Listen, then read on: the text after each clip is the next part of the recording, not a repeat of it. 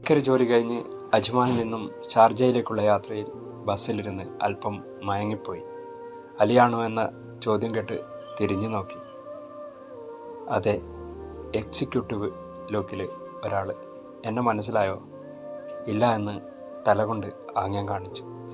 ഞാൻ മുഹമ്മദ് കുട്ടി, അന്ന് SSLC ബുക്ക് വാങ്ങിക്കൊണ്ടു പോയില്ലേ? ആശ്ചര്യത്തോടെ അദ്ദേഹത്തെ തുറിച്ചു നോക്കി അറിയാതെ ചോദിച്ചു പോയി. എന്തു ചെയ്യുന്നു? ഞാനിവിടെ ദുബായ് ഇസ്ലാമിക് ബാങ്കിൽ അക്കൗണ്ടൻ്റായി ജോലി ചെയ്യുകയാണ്. എന്നെ ഇപ്പോഴും ഓർമ്മിച്ചതിന് നന്ദി സൂചകമായി ഒരു പുഞ്ചിരി സമ്മാനിച്ചുകൊണ്ട് പഴയ ഓർമ്മയിലേക്ക് ഞാനൊന്ന് എത്തി നോക്കി.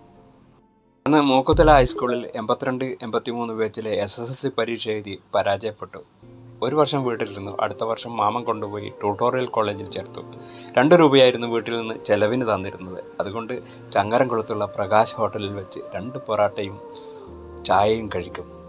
ട്യൂട്ടോറിയൽ പഠിത്തം കൊണ്ടും SSLC പരീക്ഷ എന്ന കടുമ്പ കടക്കാൻ എനിക്ക് കഴിഞ്ഞില്ല. വീണ്ടും പരാജയപ്പെട്ടു. പരിഹാസവും ദേഷ്യവും കലർന്ന സ്വരത്തിൽ മാമൻ പറഞ്ഞു, നിനക്ക് അറബ് നാടുകളിൽ പോയിട്ട് പാത്രം കഴുകാനായിരിക്കും വിധി. മനസ്സിനെ വല്ലാതെ വേദനിപ്പിച്ചു.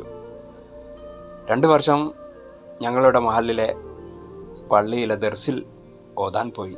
അവിടെ വെച്ച് കുറച്ച് പണ്ഡിതന്മാരെയും കുറച്ച് ദർസ് വിദ്യാർത്ഥികളെയും പരിചയപ്പെടാൻ കഴിഞ്ഞു.